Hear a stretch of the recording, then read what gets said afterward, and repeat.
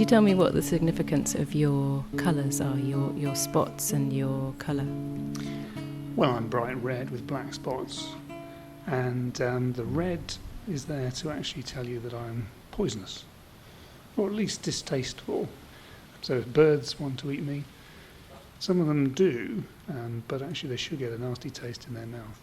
And if you've ever seen my reflex bleeding, which is when if you disturb a ladybird, we can exude orange fluid between the joints in our legs. That's the same thing. That tastes nasty as well. So that's what it's all about. Is that why you have a bit of a reputation for smelly feet? It could be. But yeah, basically anything to stop being eaten is what it's around. Do you mind being called a ladybird, even though you're a gentleman? Not at all.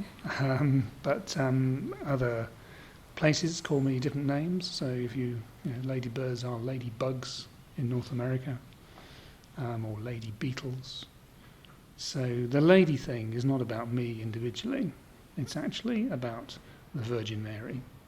And the fact that we have that myself as a 7-spot ladybird is where the name probably comes from, because if you look at medieval paintings of the Virgin Mary, you might notice her often wearing a red cloak. So the Virgin Mary has 7 virtues, and those are the 7 virtues represented in 7 black spots. What is a ladybird bacchanalia? A bit of an orgy, is that what you're talking about? we don't like to make a fuss about it, but ladybirds often are seen in big groups together, and yes, we can be fairly free and easy, you know, with the children of the 60s, that sort of thing. So why does it happen, and when does it happen? Well, we get together at different times of the year for different things. So one of the times you'll see most of us getting together is actually to hibernate in the winter.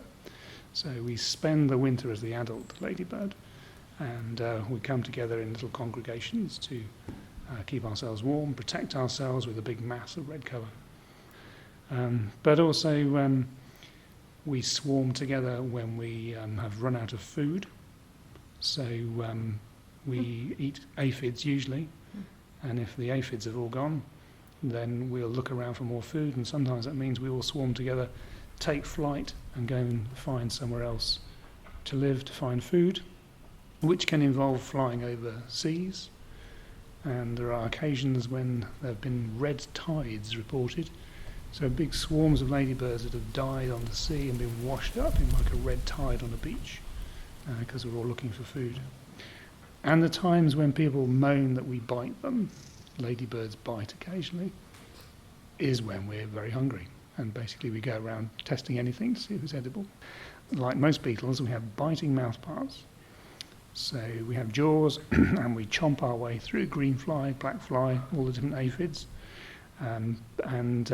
If we've managed to chomp through everything, then we're very hungry. We look around for something to eat, and we just go around testing everything. So if people have been bitten, the answer is usually that we're looking to see if you're edible, and we'll try anything because we're starving. But we can only nip you, we can't really do any damage to you. Oh, okay. Do you recognise each other by your spots? No, we don't use the spots as recognition. Like many insects, we're dealing in a chemical world that you humans don't appreciate. So we are tasting the plants we're landing on. We've got chemical receptors, so we can test what sort of plants. We can use our antennae, our feelers, to test things and look for food. And we can smell things as well, pick up the scent in the air of things and plants. So we can zoom in onto aphids, find them, gobble them up, and do a good job of that. Would farmers notice if you disappeared? They would. Farmers perhaps don't realise it, but we're doing a huge amount of good for them. They tend to turn for the chemical pesticide, but we are there hoovering up those pestiferous insects, particularly the aphids, which if you've ever grown anything like broad beans, you'll know how they can be absolutely smothered in black fly, and we will eat those up. What perhaps we're not quick enough for the farmer. So there's a big concentration of aphids. They are able to reproduce so quickly that then the ladybirds, we have to catch up and start to eat them, whereas a farmer might want instantaneous results, get rid of those straight away. So if they gave us a bit more time and left us alone a bit and didn't have pesticides that also hurt us, then perhaps we'd be able to help a bit more. Yeah, my aunt's got whitefly at the moment, so she needs some ladybirds. But when you need a ladybird, where do you find one?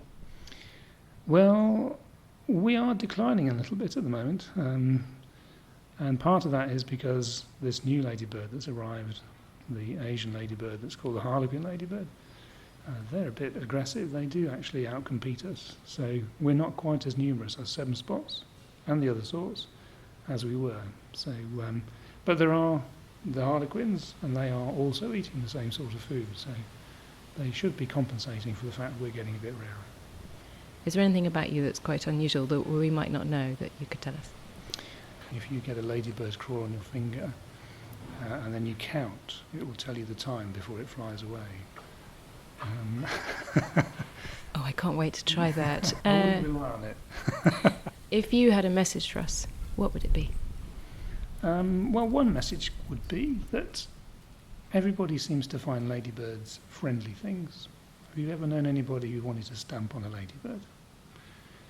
But actually, we're just pretty-looking beetles. So next time you see a beetle and go, ugh, nasty, horrible thing, just remember, if it was painted red, you'd think it was a pretty ladybird. So take care of them.